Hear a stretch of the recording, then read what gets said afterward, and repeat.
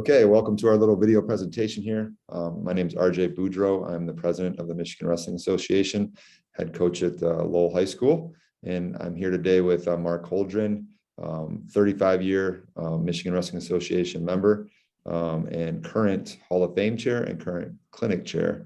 And today, me and him are going to kind of go through the election process for an executive board member, which is different than our regional reps, which are elected in the spring. Executive board members are elected in the fall, and the elections take place at our fall clinic. We want to make sure everyone knows how that process works and what you're getting yourself into if you want to nominate yourself or someone else for one of those positions. There's 3 open positions coming up here this fall. Before we get into that, I want to make sure, first and foremost, everyone knows if you want to be a member, if you want to be an executive board member, you have to be a member first.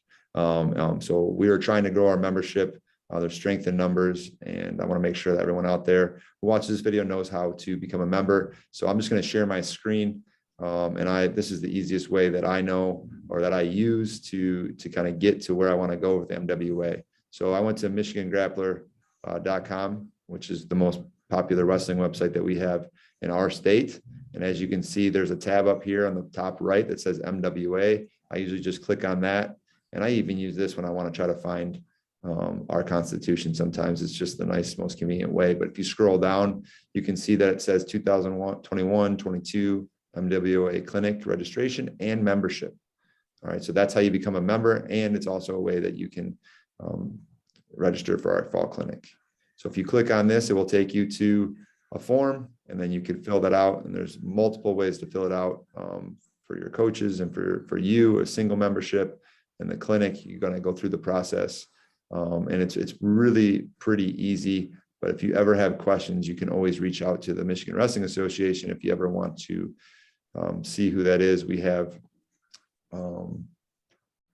most of our minutes posted, and there's contacts usually on here. But this is a link to, different position. I'm sorry, wrong one. But this is the approved Constitution right here, where I like to go to. If I ever need to kind of know what's going on with some elections, I like to click on this, and takes you to our most updated approved Constitution. So that's how you register to be a member and for our fall clinic. So before we get into anything, is there any kind of a deadline for the fall clinic, Mark? He's got his dog.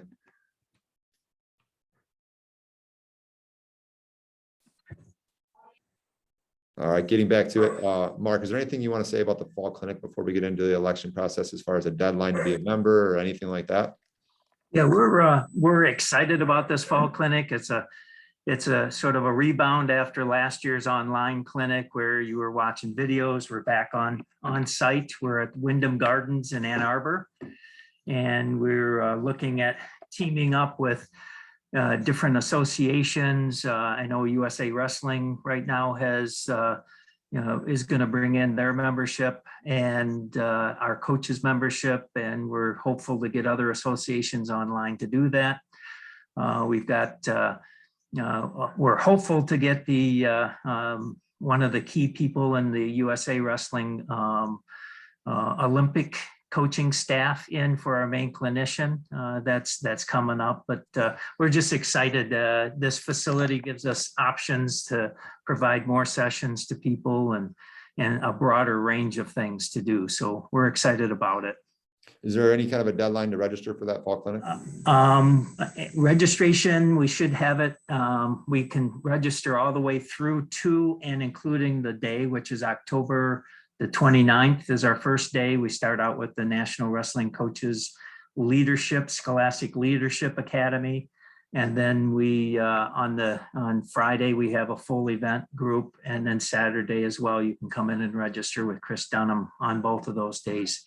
Easiest, obviously, is do it online and take care of it before you get there. That way we can prepare sessions. We're looking at probably 3 weeks out from the clinic, providing coaches the opportunity to pick sessions per like 3 in a certain time period. So you get to pick the best one. That way we see which ones we need to repeat to offer a broader range. So, yeah, Awesome. That's good information. You should have received an email from, if you're a coach or a past member, Chris Dunham, our membership chair, sent out an email how to register for the clinic already. So you should have received that. If not, I just showed you how to do it on this video. All right, so let's get into it. Let's make sure everyone knows how to nominate themselves and go through the election process. So there's 3 open spots.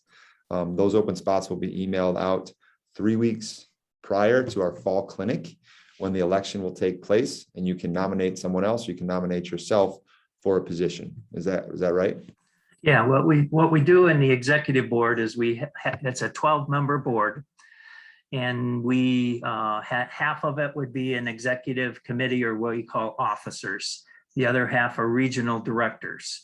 And so what we're doing in the fall general membership is electing the officers, and there are 3 of them that are elected in even years, 3 of them elected in odd years.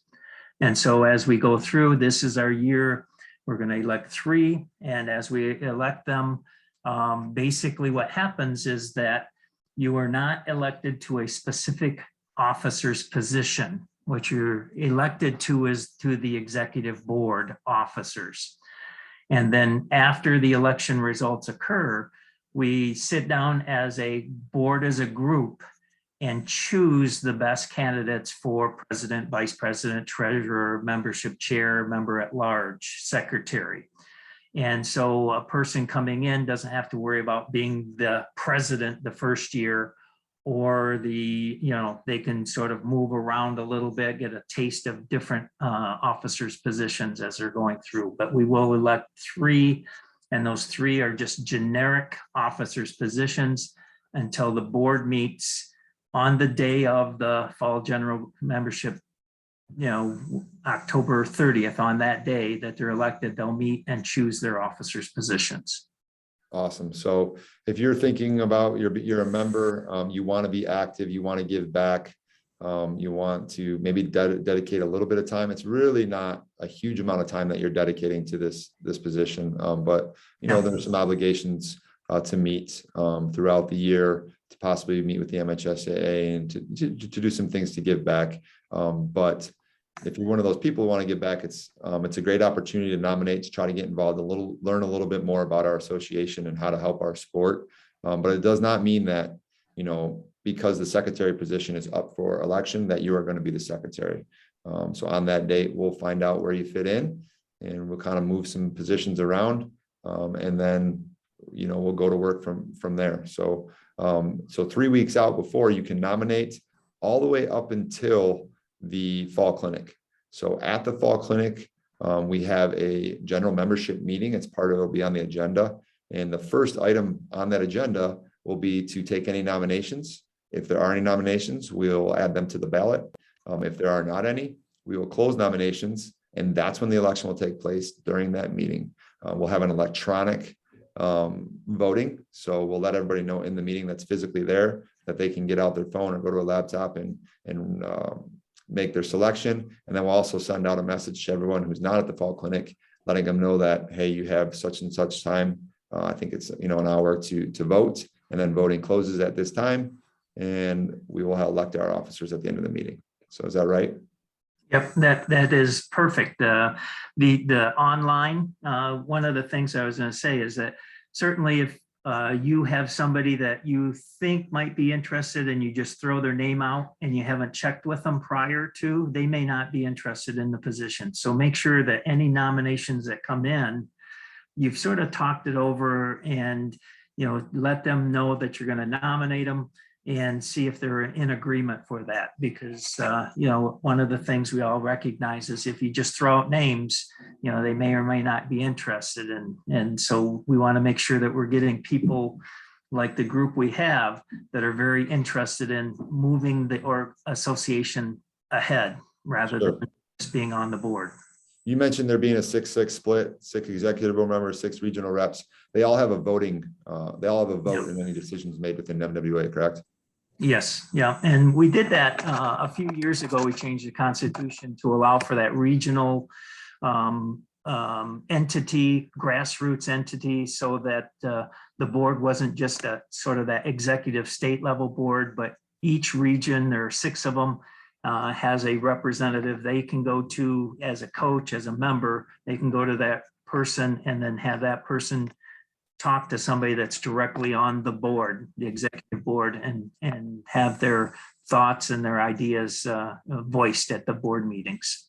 Okay, as Mark, you've been in it for 35 years. You've held every single position there is to hold as an executive board member. Can you just speak real quick on just the commitment level for all the positions? Is there a difference whether you're the president or you're the member at large chair? Yeah, I think so. I think the two positions that probably involve the most amount of time would be president and membership chair. They have sort of the pulse of what's going on. The membership chair is communicating with all the members. They're also working on membership drives, and they just sort of flow with all of the finances and that kind of thing. President has to keep their ideas or their thoughts on every position and committee and chair. So it's a little more involved. And so it takes a lot more time. It's a manageable time, but it is a lot more time. Then you'd probably go to secretary, where you need to, be in the board meetings to be able to record all of the information and communicate out things. Treasurer has a little bit of responsibility of taking in and double checking all of the finances through the board, making sure they're good.